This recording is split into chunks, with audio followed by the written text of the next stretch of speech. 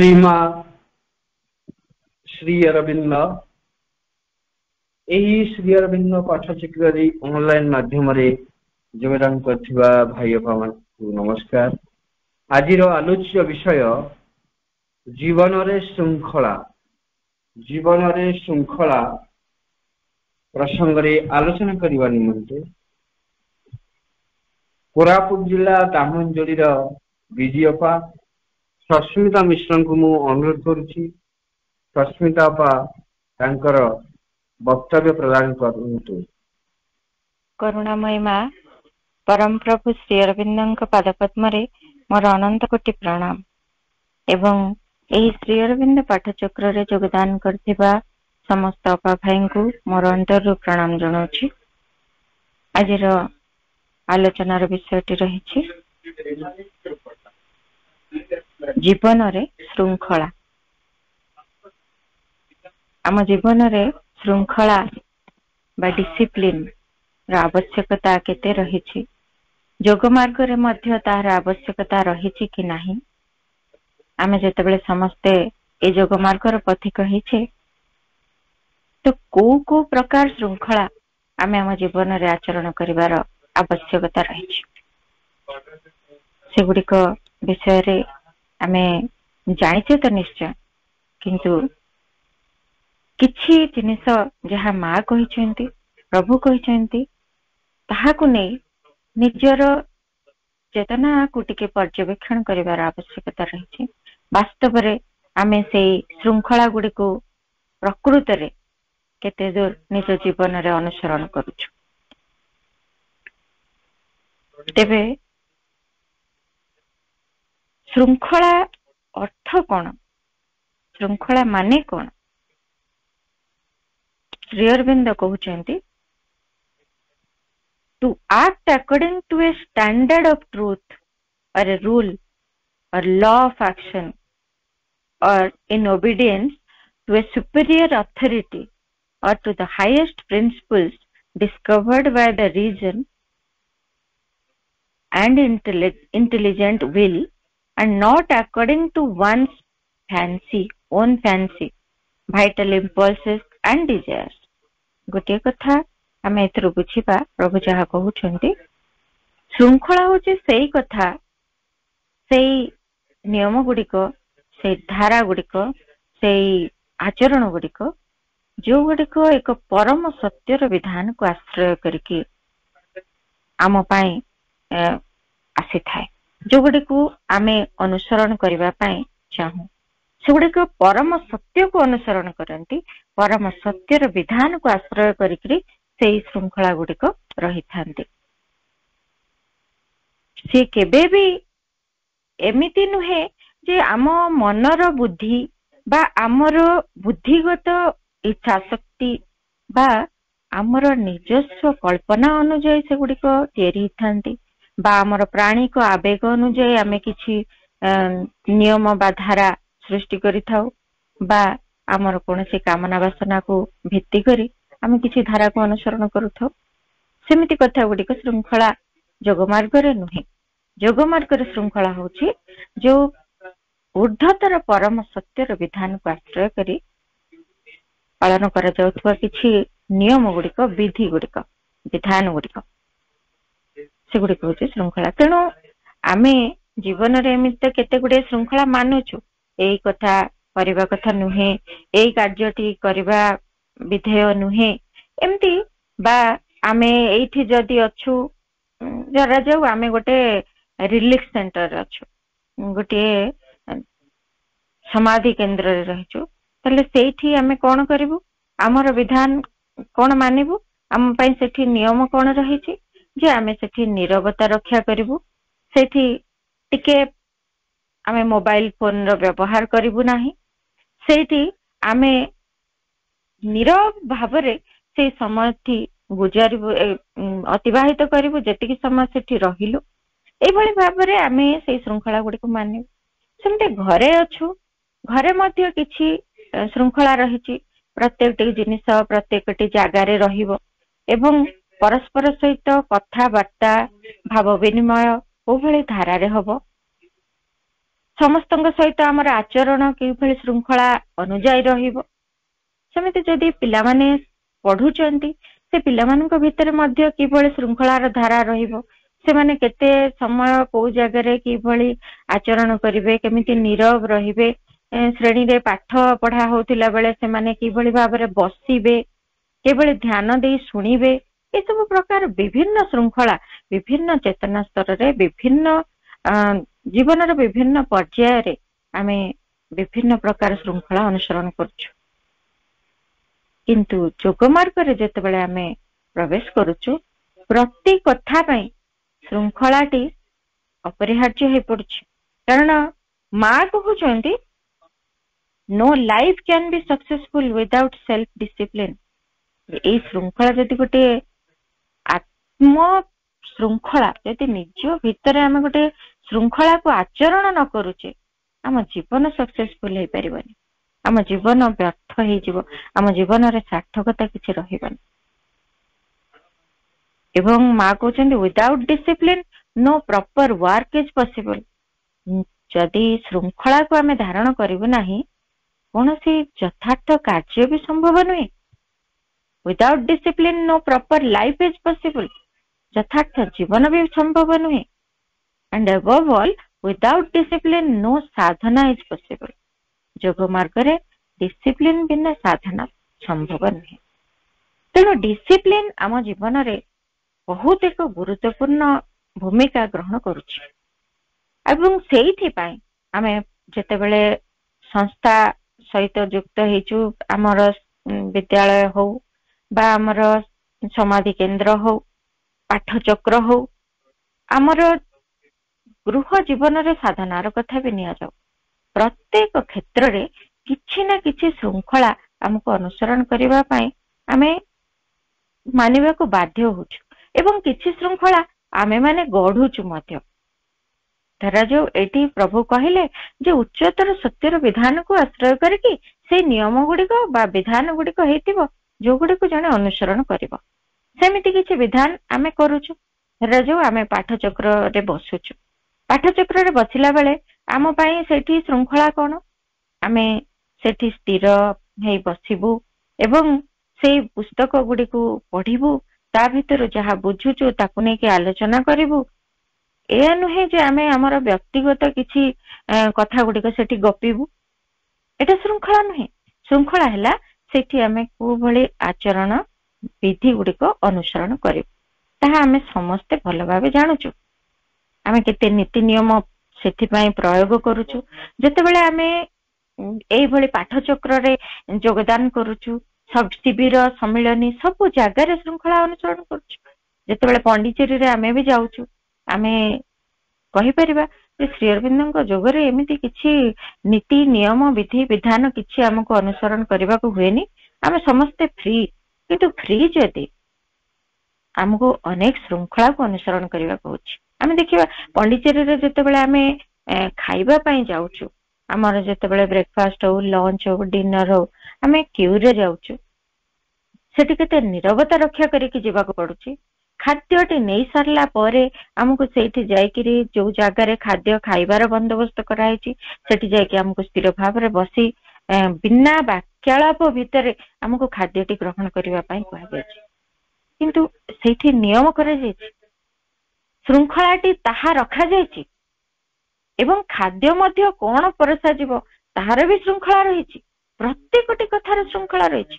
समाधि पाखरे जेतेबेले पंडिचेरी रे आमे केते सेठी स्थिर ही रहिबु, मोबाइल फोन रो व्यवहार करि परिबु नाही, गपसप हेई परिबु नाही परस्पर भितरे।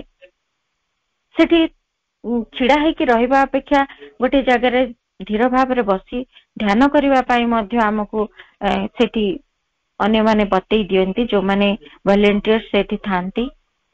काहे कि ए समस्त श्रृंखला जदि आमे अनुसरण न करू, सेठी केते प्रकार व्यतिक्रम घटिबो, केते असुविधा घटिबो, केते जी जहा इच्छा अनुसार जदि आमे सब सेठी करूथिबा, ताले सेठी सब किछि विशृंखलित हेजिबो।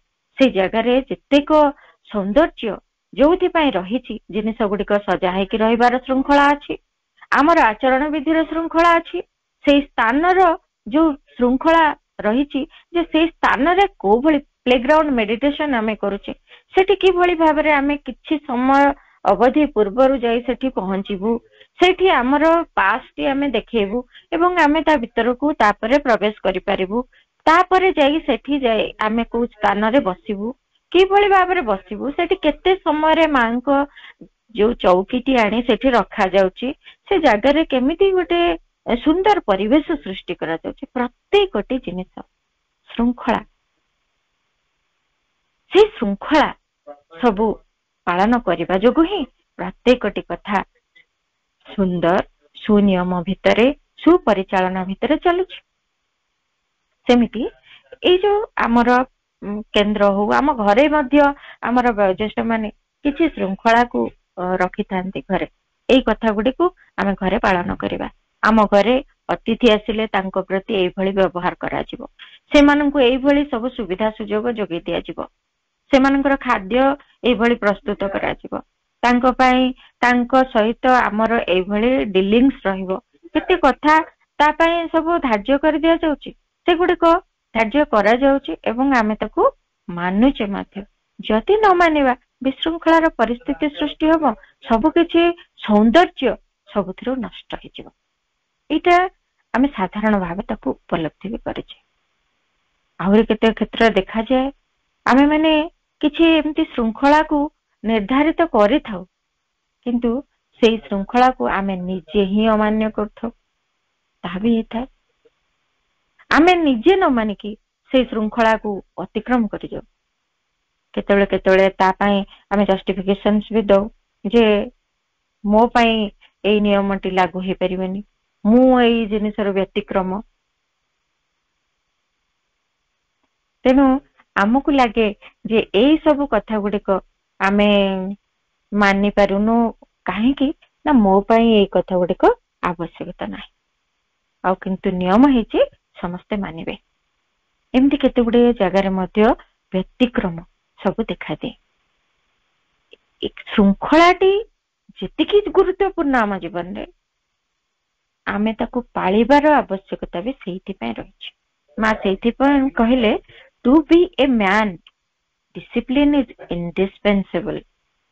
ଜଣେ ଯଥାର୍ଥରେ ମଣିଷଟିଏ ହବା ପାଇଁ ଡିସିପ୍ଲିନଟା, ଏଇ ଯୋଉ ଶୃଙ୍ଖଳାଟା ପ୍ରକୃତରେ ଅପରିହାର୍ଯ୍ୟ ଗୋଟେ ଜିନିଷ। ନହେଲେ ଆମେ କେବେ ବି ଭଲ ଧାରାରେ ନିଜକୁ ଗଢି ପାରିବନି। ଛୋଟ ପିଲାଟିଏ ଯଦି ଘରେ ତାର କିଛି ବଡ ମାନଙ୍କୁ ଯାହା ପାରିଲା ତାହା ସେ କହିଦେଲା, ତାକୁ କୁହାଗଲା ତୁ ଦୌଡିବୁନି, ଏଠି ପଡିଯିବୁ, ସେ କହିବ ମୁଁ ଦୌଡିବି, କେହି ମତେ ମନା କରିପାରିବନି। ଯଦି ସେ ଏଭଳି କହେ, ସିଏ ନିଶ୍ଚିତ ଭାବରେ ତାର ଶିଖିବାରେ ଅସୁବିଧା ସୃଷ୍ଟି ହବ ଏବଂ ସେ ଠିକ କଥାଟି ଶିଖିପାରିବନି। ଶୃଙ୍ଖଳାଟି ଯଦି ଜଣେ ଅନୁସରଣ କରିବ, ତେବେ ହିଁ ସେ ଗଢି ହବ। ନହେଲେ ଆମର ଅନେକ ନିମ୍ନ ପ୍ରବୃତ୍ତି ରହିଛନ୍ତି, ଆମର ଏତେ ସବୁ ଅଜ୍ଞାନତା ରହିଛନ୍ତି, ଏତେ ଅଶୁଦ୍ଧତା ଆମ ଚେତନା ଭିତରେ ରହିଛନ୍ତି, ଯୋଉମାନେ କି ଆମକୁ ପୁରା ଏମିତି ଅବାଟରେ ପରିଚାଳିତ କରିଦେବେ, ଆମେ ମଣିଷଟିଏ ହେଇପାରିବୁନି, ମଣିଷ ପରି ମଣିଷଟିଏ ହେଇପାରିବୁନି। Without discipline one is only an animal, ମା କହୁଛନ୍ତି। ଯଦି ସେଇଠି ଶୃଙ୍ଖଳା ନାହିଁ, ଜଣେ ମଣିଷ ହେଇପାରିବନି, ପଶୁ ହେଇକି ରହିଯିବ। ଖାଦ୍ୟ ଗ୍ରହଣ କରିବାରେ ଶୃଙ୍ଖଳା ଦରକାର, ଶୋଇବାରେ ଶୃଙ୍ଖଳା ଦରକାର। କାରଣ ଆମେ ଖାଦ୍ୟ ଗ୍ରହଣ କଲା ବେଳେ ଆମ ଖାଦ୍ୟର ଯୋଉ ପାତ୍ରଟି କୋଉଠି ରହିବ, ଆମେ ଖାଦ୍ୟଟିକୁ କୋଉ ଭଳି ଭାବରେ ଖାଇବୁ, କେମିତି ତାକୁ ଚୋବେଇ ଖାଇବୁ, କେତେ ବୈଜ୍ଞାନିକ ଦୃଷ୍ଟିରୁ ମଧ୍ୟ ଅନେକ ଶୃଙ୍ଖଳା ଏବଂ ଯୌଗିକ ଦୃଷ୍ଟିରୁ ମଧ୍ୟ ଦେଖିଲେ ଅନେକ କିଛି ଶୃଙ୍ଖଳା ତା ଭିତରେ ଆମକୁ ଅନୁସରଣ କରିବାକୁ ହିଁ ପଡିବ। ନକଲେ ଆମେ ପୁରାପୁରି ଅମଣିଷ, ଯାହାକୁ ମା କହୁଛନ୍ତି ଓନ୍ଲି ଆନ୍ ଆନିମଲ ହେଇକି ରହିଛୁ, କେବଳ ଗୋଟିଏ ପଶୁ ହେଇକି ରହିଛୁ। ଆଉ ଯଦି ଆମେ ଶୃଙ୍ଖଳାକୁ ନ ମାନୁ କୌଣସି ଜାଗାରେ, ଯେକୌଣସି ଜାଗାରେ ଆମେ ଯଦି ଶୃଙ୍ଖଳାଟିଏ ନ ମାନିବାକୁ, ଧରାଯାଉ ଆମେ ଯାଇଛେ କୌଣସି ଗୋଟେ ଜାଗାକୁ ବୁଲିବା ପାଇଁ ଯାଇଛୁ, ବିଦେଶ ଯାଉ କି ଆମ ଦେଶ ଭିତରେ କୌଣସି ଜାଗା ଦେଖିବାକୁ ଯାଉ, ପ୍ରତିଟି ସ୍ଥାନର ପ୍ରତ୍ୟେକ ସ୍ଥାନର ନିର୍ଦ୍ଦିଷ୍ଟ ଶୃଙ୍ଖଳା ଅଛି। ସେଇ ଜାଗାକୁ ଆମେ କିଭଳି ଭାବରେ ଯାଇ ପହଞ୍ଚିବୁ, ସେଠି ଲୋକମାନଙ୍କ ସହିତ ଆମେ କେମିତି କଥାବାର୍ତ୍ତା ହବୁ, କେମିତି ସବୁ କଥା ସେମାନେ ଆମ ଠାରୁ ଗ୍ରହଣ କରିବେ, ଆମେ କିଭଳି ଭାବରେ ତାଙ୍କୁ ବୁଝିବୁ, ସବୁ ଭିତରେ ଗୋଟେ ଶୃଙ୍ଖଳା ଅଛି। ମା ସେଥିପାଇଁ କହୁଥିଲେ, ଯେତେବେଳେ ସେ ଜାପାନରେ ଥିଲେ ସେତେବେଳେ ବହୁତ କିଛି ଶୃଙ୍ଖଳା ସେଠି ସେ ସମସ୍ତଙ୍କ ଭିତରେ ଦେଖୁଥିଲେ। ଯୋଉମାନେ କି ସେ ଶୃଙ୍ଖଳା ସବୁ ଆଚରଣ କରୁଥିଲେ, ସେମାନେ କିଭଳି ଭାବରେ ପ୍ରଣାମ କରିବେ ସମସ୍ତଙ୍କୁ, କିଭଳି ଭାବରେ ସମସ୍ତଙ୍କୁ ଅଭିବାଦନ ଜଣେଇବେ, କିଭଳି ଭାବରେ ସେମାନେ ଖାଦ୍ୟ ଗ୍ରହଣ କରିବେ, ପ୍ରତ୍ୟେକଟିରେ ଶୃଙ୍ଖଳା। ମାଟିଏ ତାର ଶିଶୁକୁ କେମିତି ପାଳିବ, ପ୍ରତ୍ୟେକ ଜିନିଷରେ ଶୃଙ୍ଖଳା ସେମାନେ ଅନୁସରଣ କରୁଥିଲେ। ଏବଂ ସେଇ ଶୃଙ୍ଖଳାକୁ ଅନୁସରଣ କରି ସେମାନେ ପ୍ରକୃତରେ ଆଦର୍ଶ ମଣିଷ ଗୁଡିଏ ହେଇପାରନ୍ତି। ତେଣୁ ଆମେ କେବେ ବି ଭାବିବାନି ଆମେ ଯୋଗ ମାର୍ଗରେ ପ୍ରବେଶ କରିଗଲୁ ତେଣୁ ଆମର ଶୃଙ୍ଖଳାର ଆବଶ୍ୟକତା ନାହିଁ। ଏଇଠି ପ୍ରକୃତରେ ଆମ ପାଇଁ ଶୃଙ୍ଖଳାର ଆବଶ୍ୟକତା ଅତ୍ୟଧିକ ପରିମାଣରେ ଆସିଯାଉଛି। କାରଣ ଯୋଗୀଟିଏ ହବାକୁ ହେଲେ ମା କହିଲେ ଯେ one begins to be a man only when one aspires to a higher and truer life, and when one accepts a discipline of transformation. ଜଣେ ଯୋଗୀଟିଏ କେତେବେଳେ ହବ? ଜଣେ ଯଥାର୍ଥରେ ମଣିଷଟିଏ ଆଗ ହଉ। ମଣିଷଟିଏ ହବା ପାଇଁ ସେ ଯେତେବେଳେ ଆସ୍ପୃହା କରିବ ଯେ ଏକ ଊର୍ଦ୍ଧ୍ୱତର ଏବଂ ସତ୍ୟତର ଜୀବନଟେ ପାଇଁ, ସେତେବେଳେ ସେ ମଣିଷଟିଏ ହବାକୁ ଆରମ୍ଭ କରିବ। ଶୃଙ୍ଖଳା ନ ମାନିବା କେବଳ ଗୋଟିଏ ଅହଂଭାବ। ଆମେ ମାନିବୁ ନାହିଁ ଏଇ ନିୟମ, ଆମ ପାଇଁ ଏଇ ଯୋଉ ଶୃଙ୍ଖଳା ତାକୁ ମାନିବାକୁ ଆମେ ବାଧ୍ୟ ନୁହେଁ, ଏଭଳି ଯଦି ଆମ ଭିତରେ ଭାବନା ଆସୁଛି ତାହେଲେ ଜାଣିବା ଏହା ଆମର ଅହଂଭାବ।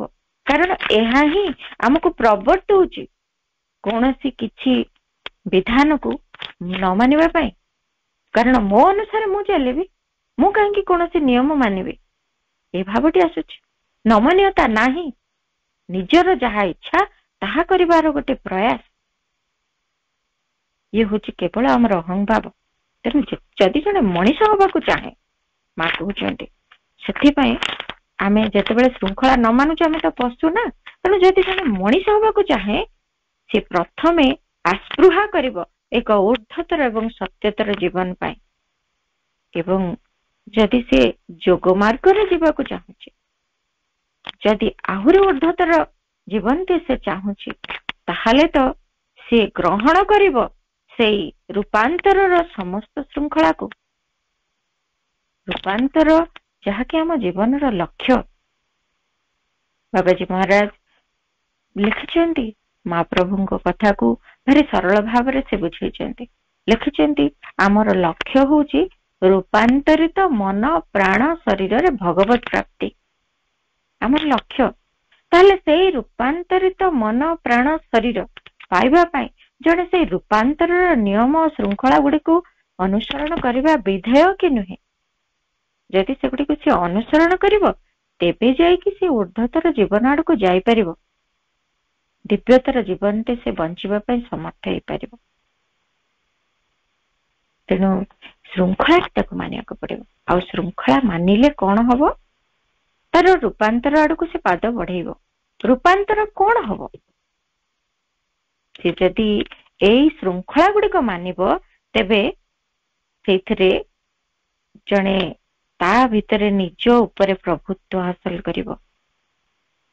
One must start by mastering one's lower nature and its desires. ଯେତେବେଳେ ଏଇ ଶୃଙ୍ଖଳା ଗୁଡିକୁ ସେ ମାନିବ, ତା ଭିତରେ ସେ ଆରମ୍ଭ କରିବ ତାର ନିମ୍ନ ପ୍ରକୃତି, ତାର କାମନା ବାସନା, ଏସବୁ ଉପରେ ବିଜୟ ଲାଭ କରିବାର ପ୍ରକ୍ରିୟା। ଶୃଙ୍ଖଳା ନ ମାନିଲେ ଏସବୁ ହବନି।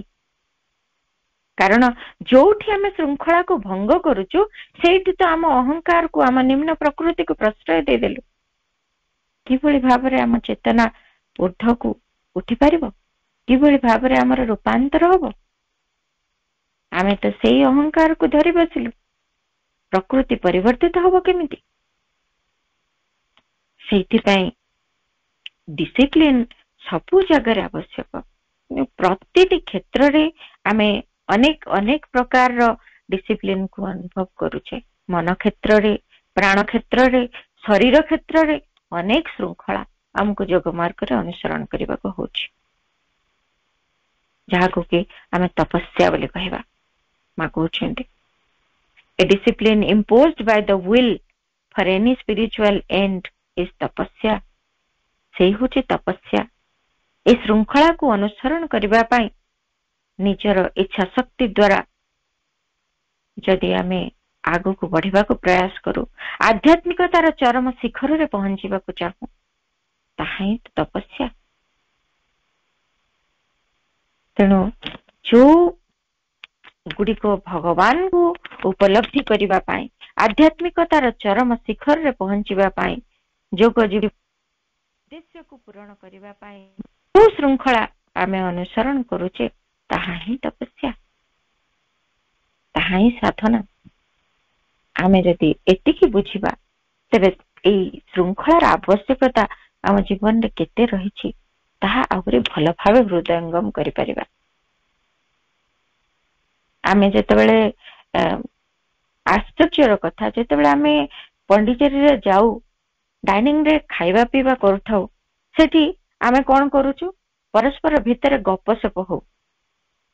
ଭାରି ଇଣ୍ଟରେଷ୍ଟିଂ କଥାଟିଏ, ଯେତେବେଳେ ଆମେ ଏମିତି ଡାଇନିଂ ରେ ଥରେ ଖାଇବା ପାଇଁ ବସିଛୁ, ସେଇ ଯୋଉଠି ଖାଦ୍ୟ ପରିବେଷଣ କରାଯାଉଛି ତାର ଠିକ ପଛକୁ, ଅର୍ଥାତ ଏଣ୍ଟର କରୁ କରୁ ଯୋଉଠି ଡାଇନିଂ ହଲଟି ସଜାଯାଏ, ଆମର ପ୍ରକୃତରେ ଯୋଉ ଦର୍ଶନ ଦିବସ ଗୁଡିକରେ, ସ୍ପେଶାଲ ଡେ ଗୁଡିକରେ ଯୋଉଠି ସଜାନ୍ତି, ସେଇ ଜାଗାରେ ଯୋଉ ବ୍ୟବସ୍ଥା କରାଯାଇଥାଏ ବସିକି ଖାଇବା ପାଇଁ, ଛୋଟ ଛୋଟ ଷ୍ଟୁଲ ଭଳି ଜାଗା ଗୁଡିକ ରହିଥାଏ, ଆମେ ସେଠି ତଳେ ବସୁ ଏବଂ ସେଠି ଖାଉ।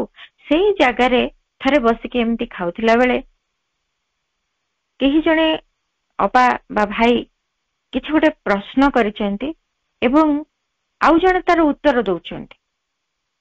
ଏମିତି ଆଧ୍ୟାତ୍ମିକତାର ପ୍ରଶ୍ନ ନୁହେଁ, ତାହା ଏମିତି କିଛି ଦୈନନ୍ଦିନ ଜୀବନର, ବା ଆଜି ଯାଇଥିଲେ କି ସେଠିକୁ, ଅରୋଭିଲ କେବେ ଯିବେ, ଏଇ ଟାଇପ ର କିଛି କ୍ୱେଶ୍ଚିନ୍ ସେ ପଚାରୁଛନ୍ତି ଏବଂ ସେ ତାର ଉତ୍ତର ଦଉଛନ୍ତି। ପୁଣି ଆଉ ଗୋଟିଏ ପ୍ରଶ୍ନ, ପୁଣି ତାର ଉତ୍ତର। ତାହା ବହୁତ କ୍ଷୀଣ ସ୍ୱରରେ ସେମାନେ କଥା ହଉଛନ୍ତି, କିନ୍ତୁ କେତେ ସୁନ୍ଦର କଥା ଯେ ସେତିକି କ୍ଷୀଣ ସ୍ୱରର କଥା ବି ସେଠି ସମସ୍ତଙ୍କ ଭିତରେ ଯେମିତି ଗଳି ଯାଉଛି, ସେଇଭଳି ଅନୁଭବ ହଉଛି, ଛୁଞ୍ଚି ଭଳି ସମସ୍ତେ ଫିଲ୍ କରୁଛନ୍ତି, ସମସ୍ତେ ଚାହୁଁଛନ୍ତି। ଏଇ ସମୟରେ ଜଣେ ଭାଇ, ଯୋଉମାନେ କି ଖାଦ୍ୟ ପରିବେଷଣରେ ଥାନ୍ତି, ସେ ଭାଇ ଜଣେ ଆସିକି କହିଲେ, ତୁମେ ଯାହା କଥାବାର୍ତ୍ତା ହେଲ ଶ୍ରୀ ଅରବିନ୍ଦ ଆଜି ସବୁ ଶୁଣି ଦେଇଛନ୍ତି। ସେ ଅପା ଜଣଙ୍କ ଜିଭ କାମୁଡି ପକେଇଛନ୍ତି। କେତେ ସୁନ୍ଦର ଭାବରେ ସେ ଶୃଙ୍ଖଳାଟି ମାନିବା ପାଇଁ ପ୍ରେରଣାଟିଏ ତାଙ୍କୁ ଦେଇଛନ୍ତି। ପାଟି କରିନାହାନ୍ତି, କାହିଁ ପାଟି କରୁଛ, ପାଟି କରନି, ଏ କଥା କହିନାହାନ୍ତି, କିନ୍ତୁ ଶୃଙ୍ଖଳାଟି ମାନିବା ପାଇଁ କେତେ ସୁନ୍ଦର ଭାବରେ ସେ ତାଙ୍କୁ ପ୍ରେରଣା ଯୋଗାଇ ଦେଲେ। ଏବଂ ସେଇ ଅପା ଜଣକ ଏବଂ ଅନ୍ୟମାନେ ଯୋଉମାନେ କଥାବାର୍ତ୍ତାରେ ବ୍ୟସ୍ତ ଥିଲେ, ସେମାନେ ବି ତା ଭିତରେ ସଚେତନ ହେଇଗଲେ ଯେ ଆମର ଉଦ୍ଦେଶ୍ୟ କଣ, ଆମେ ଏଠି କାହିଁକି ଖାଇବାକୁ ବସିଛେ, ଆମେ ଆସିଛେ କଣ ପାଇଁ, 8 ଦିନ ପାଇଁ ଆସିଛେ କି 10 ଦିନ ପାଇଁ ଆସିଛେ, ଏଇଠି ଯାହା ଶୃଙ୍ଖଳା ହେଇଛି, এই କଥାକୁ ଯଦି ଆମେ ଅନୁସରଣ ନ କରିବା, ଆମେ ତ ଯୋଉ ଉଦ୍ଦେଶ୍ୟରେ ଏଠି ରୂପାନ୍ତର ଯୋଗକୁ ଗ୍ରହଣ କରିଛେ, ସେଇ ଉଦ୍ଦେଶ୍ୟରେ ଆମେ ଏଠି ମାଙ୍କ ପାଖକୁ ଆସିଛେ, ମାଙ୍କ ପାଖକୁ ଆସି ସେଠିକାର ଯୋଉ ଶୃଙ୍ଖଳା ତାକୁ ଏଠି ଭଙ୍ଗ କରୁଛେ, ଅର୍ଥାତ ଆମରି ଅହଙ୍କାର, ଆମରି ସମସ୍ତ ନିମ୍ନ ପ୍ରକୃତିକୁ ଏଇଠି ସାବ୍ୟସ୍ତ କରିବାରେ ଲାଗିଲେଣି, ତାହେଲେ ଆମେ କି ପ୍ରକାର ସାଧନା କରିବା? ଆମେ ତ ଯୋଉ ସ୍ତରରେ ଅଛେ ସେଇ ସ୍ତରରେ ରହିଯିବା। ଆମେ ଯେମିତି ଗପୁଥିଲେ ସବୁଠି, ଏଠି ଆସିକି ଗପିଲେ। ତେଣୁ ପ୍ରତିଟି ମୁହୂର୍ତ୍ତରେ, ତା ଅର୍ଥ ନୁହେଁ ଯେ ସେଠି ଆଉ କେହି ଗପୁ ନାହାନ୍ତି, ସମସ୍ତେ ପ୍ରାୟ ମନ ଭିତରେ ଗୋଟେ ଏମିତି ପ୍ରବୃତ୍ତିଟିଏ ଥାଏ ମଣିଷର, କଥାଟିଏ ତା ମନକୁ ଆସିଲା, ସେ ତାକୁ ବାକ୍ୟରେ ପ୍ରକାଶ କରେ। ସେ ସେଇ ସ୍ଥାନର ଶୃଙ୍ଖଳାଟିକୁ ସେତେବେଳେ ଭୁଲିଯାଏ। ସେ ସ୍ଥାନର ଆବଶ୍ୟକୀୟ ଶୃଙ୍ଖଳାଟି ସେଇଠି ଯାହା ରଖାଯାଇଛି, ତାହା ଆମ ସାଧନାର ଉପଯୋଗୀ, ଆମ ପାଇଁ ଅତି ଆବଶ୍ୟକୀୟ ଏକ ଶୃଙ୍ଖଳା। ତାକୁ ଆମକୁ ମାନିବାକୁ ପଡିବ।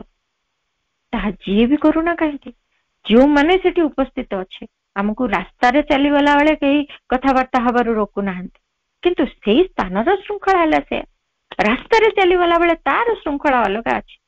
ଆମେ ବାଁ ପଟରେ ଯିବୁ, ଗାଡି ମଟର ଦେଖିକି ରାସ୍ତା ପାର ହବୁ, ବିଭିନ୍ନ କଥା ରହିଛି। ସେଇ ଶୃଙ୍ଖଳା ଗୁଡିକୁ ସେଇଠି ଅନୁସରଣ କରିବୁ। ଯଦି ଏମିତି ଭାବରେ ଆମେ ଶୃଙ୍ଖଳା ଗୁଡିକୁ ସବୁ ଜାଗାରେ ଆମେ ରିଜେକ୍ଟ କରିବୁ, ଅନୁସରଣ କରିବୁ ନାହିଁ, ତାହେଲେ ଆମର କଣ ହବ? କି ପ୍ରକାର ଭୟଙ୍କର ପରିଣତି! କେବଳ ଆମ ନିମ୍ନ ପ୍ରକୃତିର ଗୋଟିଏ ତାଣ୍ଡବ ହେଇକି ରହିଯିବୁ ଆମେ। ଆମ ନିମ୍ନ ପ୍ରକୃତି ଆମ ଭିତରେ ନିରନ୍ତର ତାଣ୍ଡବ ରଚିବ। ଗୋଟିଏ ମୁହୂର୍ତ୍ତ ଆମେ ସେଥିରୁ ମୁକ୍ତ ହେଇପାରିବୁନି।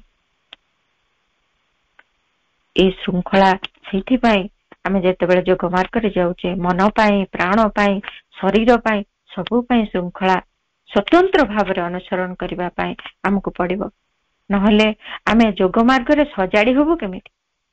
ମନ ପାଇଁ କେତେ ଯେ ଶୃଙ୍ଖଳା ରହିଛି, ମନର କେତେ ଏଣୁ ତେଣୁ ଚିନ୍ତା, ମନର ଏତେ ଏଣୁ ତେଣୁ କଳ୍ପନା, ସବୁ ଯୋଜନା, ବିଭିନ୍ନ କଥା ନେଇକି ମନ ଭାରି ବ୍ୟସ୍ତ। ତା ଭିତରେ ନେଇକି ସେ ବିଚଳିତ ହୁଏ। ବିଭିନ୍ନ କଥା କହିଦେବା ପାଇଁ ଭାରି ତା ଭିତରେ ପ୍ରବୃତ୍ତି ଜାଗ୍ରତ ହେଇଯାଏ ଏବଂ ସେ ଖାଲି କଥା କହି ପକାଏ। ଯାହା ବି ଯୋଉଠି ଯାହା ଦେଖିଲା ସେ ତାକୁ ବାକ୍ୟରେ ତାକୁ ପ୍ରକାଶ କରିବ। ଯଦି ଶୃଙ୍ଖଳାଟି ନ ମନାଯାଏ, ମନ କେମିତି ସଂଯତ ହବ? ସାଧନାର କେମିତି ହବ? ସେମିତି ପ୍ରାଣ ଭିତରେ କେତେ କାମନା ବାସନା, କେତେ ଆଶା ଆକାଂକ୍ଷା, ଉଚ୍ଚାକାଂକ୍ଷା ସବୁବେଳେ ତା ଭିତରେ ଉଙ୍କି ମାରୁଛନ୍ତି। ସେଗୁଡିକୁ ଯଦି ଶୃଙ୍ଖଳା ଶିକ୍ଷା ନ ଦିଆଯାଏ, ସେମାନେ କେମିତି ରୂପାନ୍ତରିତ ହେବେ? କେମିତି ପ୍ରାଣ ଦିବ୍ୟ ପ୍ରାଣରେ ପରିଣତ ହବ? କେମିତି ମନ ଦିବ୍ୟ ଜ୍ଞାନ ପାଇଁ କ୍ଷେତ୍ରଟି ହବ? ଶରୀର କେମିତି ଦିବ୍ୟ ଜ୍ୟୋତିର୍ମୟ ହବ? ଯଦି ଶରୀର ତାର ଶୃଙ୍ଖଳାକୁ ବି ନ ମାନେ, ଠିକ ସମୟରେ ଖାଦ୍ୟ ଗ୍ରହଣ କରିବା, ଯେତିକି ଆବଶ୍ୟକ ସେତିକି ଖାଦ୍ୟ ଗ୍ରହଣ କରିବା, ଲାଳସାର ଅନ୍ତର୍ଭୁକ୍ତ ହେଇକି ଖାଦ୍ୟ ଗ୍ରହଣ ନ କରିବା, ପ୍ରତିଟି କଥା ହଉଛି ଶୃଙ୍ଖଳା। ଜୀବନରେ ଶୃଙ୍ଖଳାର ଏତେ ଅପରିହାର୍ଯ୍ୟତା ରହିଛି, ଯୋଗରେ ଆହୁରି ତାହା ଅନିବାର୍ଯ୍ୟ ହେଇ ପଡୁଛି। ଲକ୍ଷ୍ୟ ଆଡକୁ ଯିବା ପାଇଁ ଏ ଶୃଙ୍ଖଳା ହିଁ ଆମର ମାର୍ଗଦର୍ଶିକା। ଯେତେବେଳେ ଆମେ ଏଇ ଶୃଙ୍ଖଳାକୁ ଅତିକ୍ରମ କରିଯିବୁ ଚେତନାରେ, ଅର୍ଥାତ୍ ଏଇ ଶୃଙ୍ଖଳାକୁ ମାନି ମାନି ଆମେ ନିଜକୁ ସଂଯତ କରି ଶିଖିବୁ, ନିଜକୁ ଗୋଟିଏ ମଣିଷ କରି ଗଢିବୁ, ନିଜକୁ ଗୋଟିଏ ସୀମା ଭିତରେ, ନିଜକୁ ଗୋଟିଏ ଚେତନା ଭିତରେ ପ୍ରତିଷ୍ଠିତ କରିପାରିବୁ, ଯଥାର୍ଥ ଚେତନା ଭିତରେ ପ୍ରତିଷ୍ଠିତ କରିପାରିବୁ, ତେବେ ଯାଇ ଶୃଙ୍ଖଳାକୁ ଅତିକ୍ରମ କରିବାର ସାମର୍ଥ୍ୟ ଆମ ଭିତରେ ଆସିବ। ନହେଲେ କୌଣସି ଶୃଙ୍ଖଳାକୁ ଆମେ ସେତେବେଳେ ଯାଏ ଅତିକ୍ରମ କରିବା ଉଚିତ ନୁହେଁ ଯେତେବେଳେ ଯାଏ ଆମେ ତାର ଊର୍ଦ୍ଧ୍ୱକୁ ଉଠି ନାହୁଁ, ସେଇ କଥାଟିକୁ ଆମେ ନିଜ ଭିତରେ ସାଧି ପାରିନାହୁଁ। ଗୋଟେ ଉଦାହରଣ ନବା, ଯେତେବେଳେ ଚାରା ଗଛଟିଏ ଲଗାଯାଉଛି, ଚାରା ଗଛଟିଏ ଲଗେଇଲା ବେଳେ ଛୋଟ ଅଛି, ତା ଚାରିପଟେ ଯଦି ଆମେ ଗୋଟେ ଟ୍ରି ଗାର୍ଡ ନ ଦଉଛୁ, ତାହେଲେ ସିଏ କଣ କରିବ? ତାକୁ କୋଉ ଗାଈ ବଳଦ ଚକଟି ଦେବେ, କେତେବେଳେ କିଏ ଗୋରୁ ତାକୁ ଚରିଯିବେ, ଏମିତି ତାର ଅବସ୍ଥା ହବ, ସେ ଅଚିରେ ନଷ୍ଟ ହେଇଯିବ। ତାର ଯୋଉ ସମ୍ଭାବନା ତା ଭିତରେ ଅଛି ସେଗୁଡିକ ଧ୍ୱଂସ ହେଇଯିବ। କିନ୍ତୁ ଯଦି ଟ୍ରି ଗାର୍ଡ ତା ଚାରିପଟେ ରହିଥାଏ, ତାରି ଭିତରେ ସେ କାହାର ପାଦ ତଳେ ଚକଟି ହେଇଯାଏନି, କି ଗାଈ ଗୋରୁ ତାକୁ ଖାଇବାର ସୁଯୋଗ ବି ପାଇପାରନ୍ତି। ସେ ସ୍ୱଚ୍ଛନ୍ଦରେ ତାରି ଭିତରେ, ସେ ଟ୍ରି ଗାର୍ଡ ଭିତରେ ସେ ଭାରି ସୁନ୍ଦର ଭାବରେ ନିଜକୁ ଡାଳପତ୍ର ମେଲି ବଢିବାକୁ ଦିଏ। ଆଉ ଯେତେବେଳେ ସେ ବଢିଯାଏ, ତାପରେ ସେ ଗଛର ଗଣ୍ଡି ଏତେ ବଡ ହେଇଯାଏ, ଏତେ ଶକ୍ତ, ଏତେ ମଜବୁତ ହେଇଯାଏ ଯେ ସେଥିରେ ଆମେ ଗୋଟେ ହାତୀକୁ ବାନ୍ଧି ଦେଲେ ବି ସେ ଗଛକୁ କିଛି କରିପାରିବ ନାହିଁ। ଶୃଙ୍ଖଳାଟି ଠିକ ଏମିତି ଟ୍ରି ଗାର୍ଡ ଭଳି ଗୋଟେ ଜିନିଷ, ଯାହା ଆମକୁ ସଂଯତ କରାଏ, ଦୃଢ କରାଏ ଏବଂ ଆମକୁ ଚେତନାରେ ଊର୍ଦ୍ଧ୍ୱତର ପର୍ଯ୍ୟାୟରେ ନେଇ ପ୍ରତିଷ୍ଠିତ କରାଏ। ସେଇଠି ନଥିଲେ ଆମ ଚେତନା କେତେବେଳରୁ ନଷ୍ଟ ହେଇ ସାରନ୍ତାଣି। ସେଇ ଚାରା ଗଛଟି, କୁନି ଚାରା ଗଛଟି ପାଦ ତଳେ ଚକଟି ହେଲା ଭଳିଆ। ତେଣୁ ଏଇ ସବୁ ଶୃଙ୍ଖଳା ଆମ ପାଇଁ ବହୁତ ଆବଶ୍ୟକ। ପ୍ରତିଟି ସମୟରେ ଏହାକୁ ଯଦି ଆମେ ଧ୍ୟାନ ନ ଦଉ ତାହେଲେ ହବନି। ତାହେଲେ ଏଇ ଶୃଙ୍ଖଳା ଗୁଡିକ କିଭଳି ହେଇପାରେ, କଣ ସବୁ କୋଉ ଦିଗରେ ଏଇ ଶୃଙ୍ଖଳା ଗୁଡିକ ଆମେ ଅନୁସରଣ କରିବୁ? ନା ଯିଏ ଯାହା ଶୃଙ୍ଖଳା କରିଦେଲା ସବୁ ଅନୁସରଣ କରିବୁ, ନା ନିଜେ କିଛି ଶୃଙ୍ଖଳା ଆମ ପାଇଁ ତିଆରି କରିବୁ, କଣ?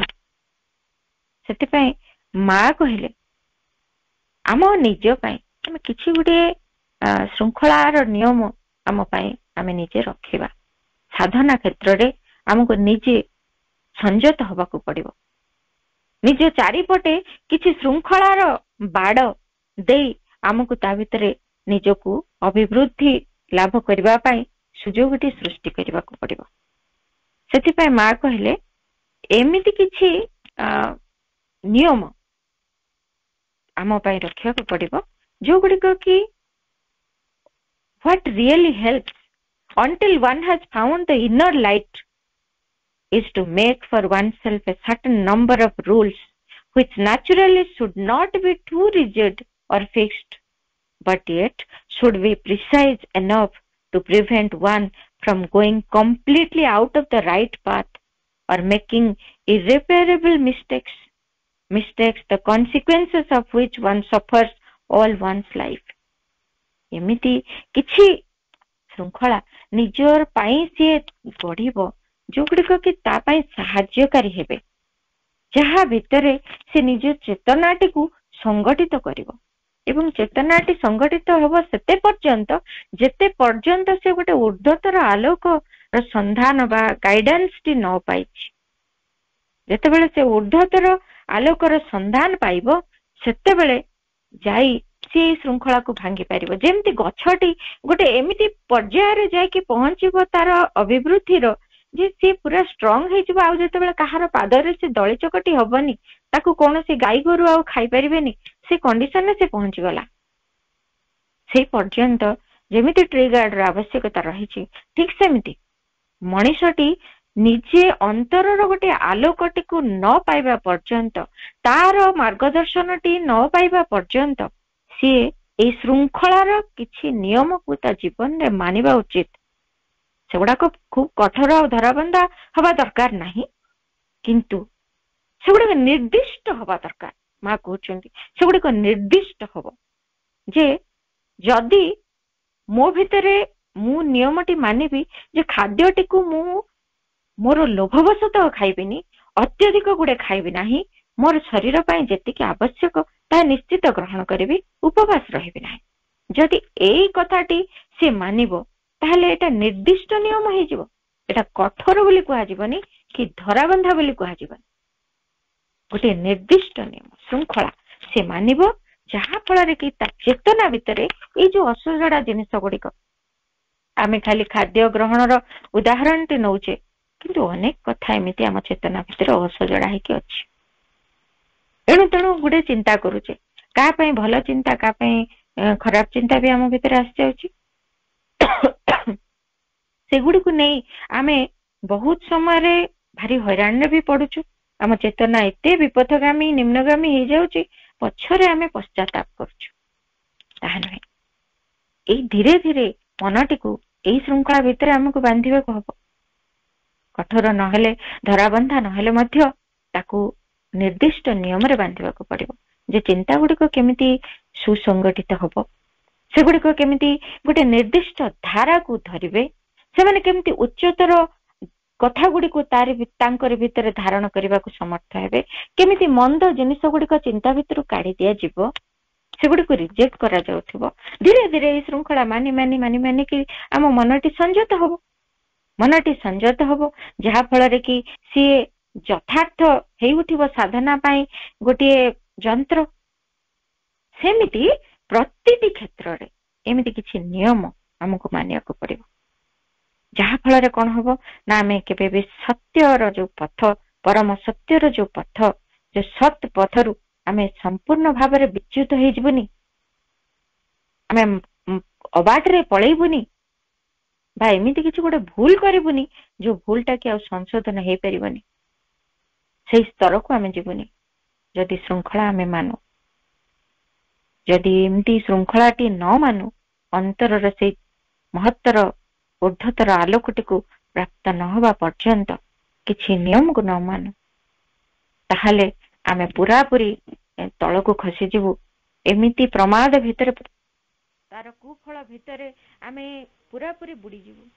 ଜୀବନଟି ପୁରାପୁରି ନଷ୍ଟ ହେଇଯିବ। କୌଣସି କିଛି ଆମକୁ ସେଥିରୁ ଉଦ୍ଧାର କରିପାରିବ ନାହିଁ।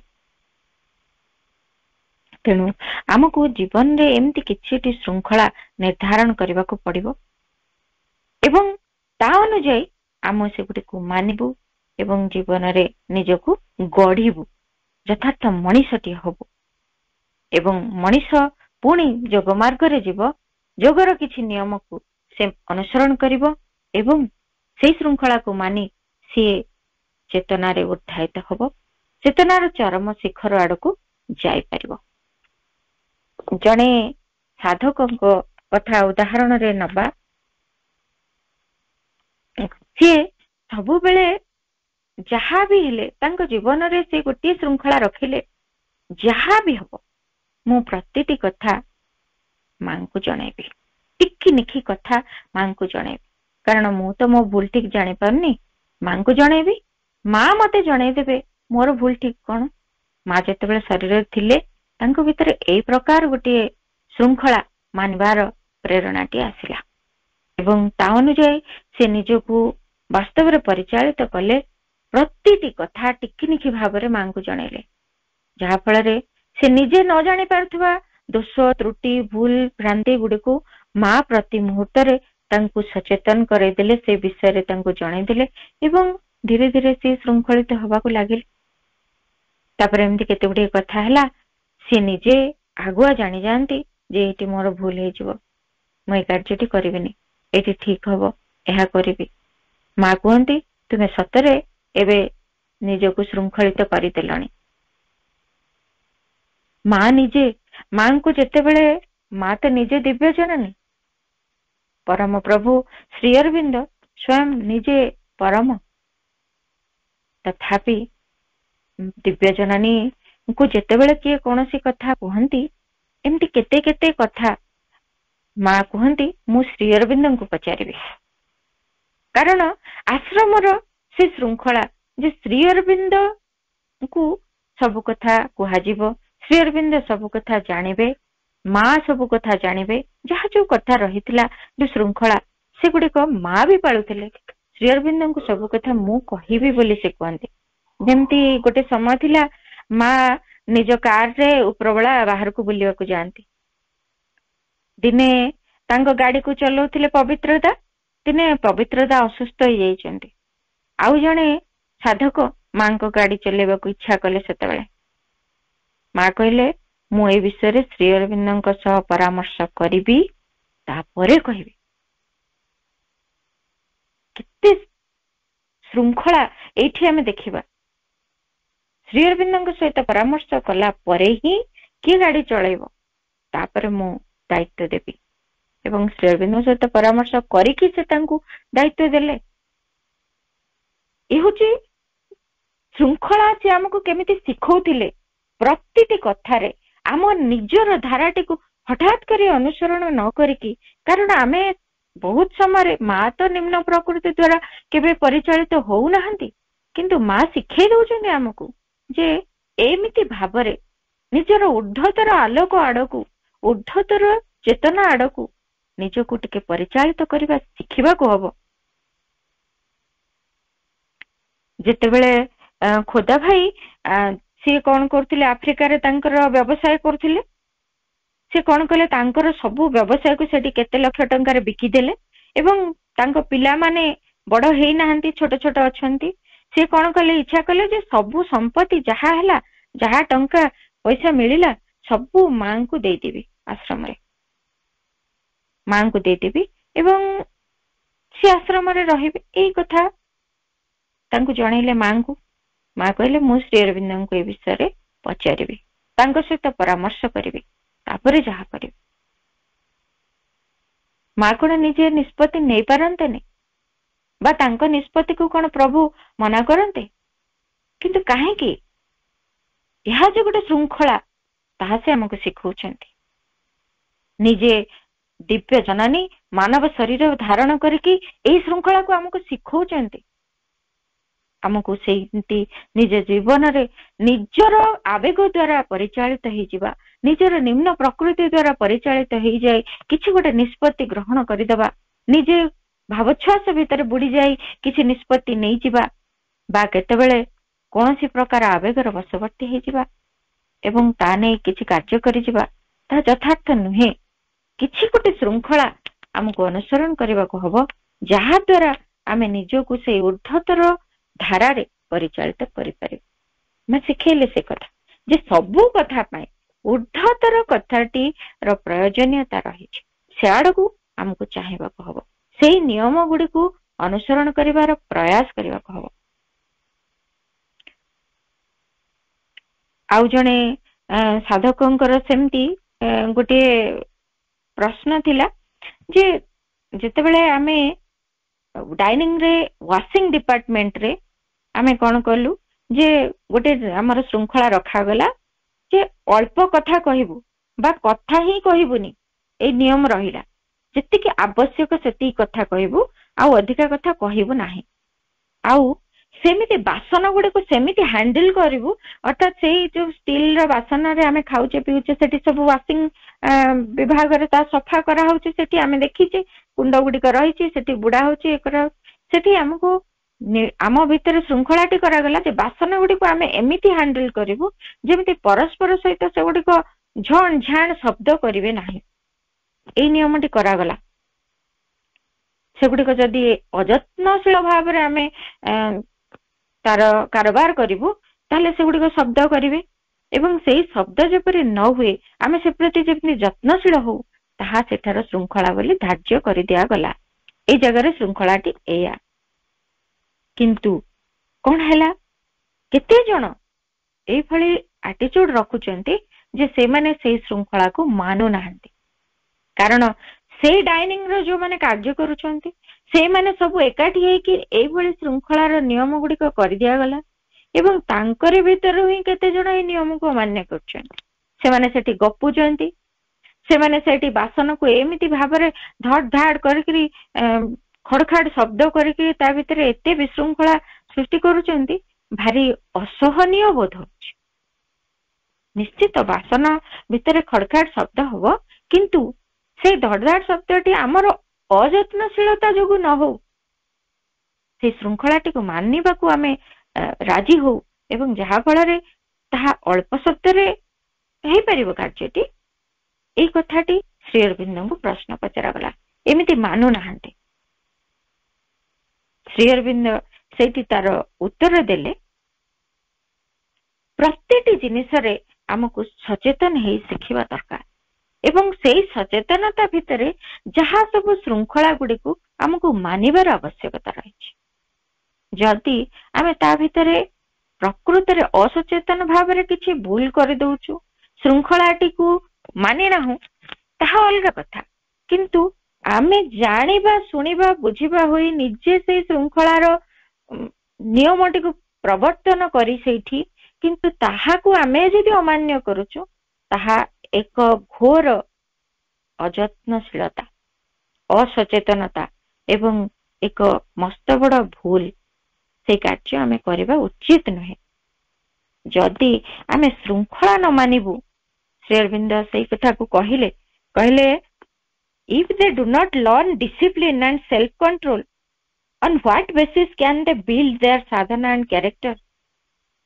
से माने जदि से श्रृंखला को न मानिबे, सेठी निजो को संयत न करिवे, ताहले काहा को भित्ति करी को भित्ति रे को आधार रे से माने तांकर साधना को गढ़िबे, तांकर चरित्र को गठन करिवे, साधना रे अग्रगति करिवे, काहा को भित्ति करिकरी मूल होची श्रृंखला। श्रृंखला को प्रत्येक स्थान रे हमको मानिबा को हबो। जेतेबेले आमे श्रृंखलार ऊर्ध्व को उठी जाई पारिबु चेतना रे, से स्तर आपे हमको बतई देबो जे आमे वास्तव रे कोन श्रृंखला मागने। सेतेबेले बाह्य श्रृंखला आउ आम पई आवश्यक नथिबो, सेतेबेले आंतर श्रृंखलार विधान आमे मानुथिबो। अंतरर से श्रृंखलार विधानटी न जानिबा पर्यंत, से दिव्य आलोक न पाइबा पर्यंत आमे कदापि मध्य बाह्य श्रृंखलार विच्युत हेबा नाही। हेले आमे अबाटरे चली जबो, पशु हे जबो, पशु स्तर रे रहिथिबो,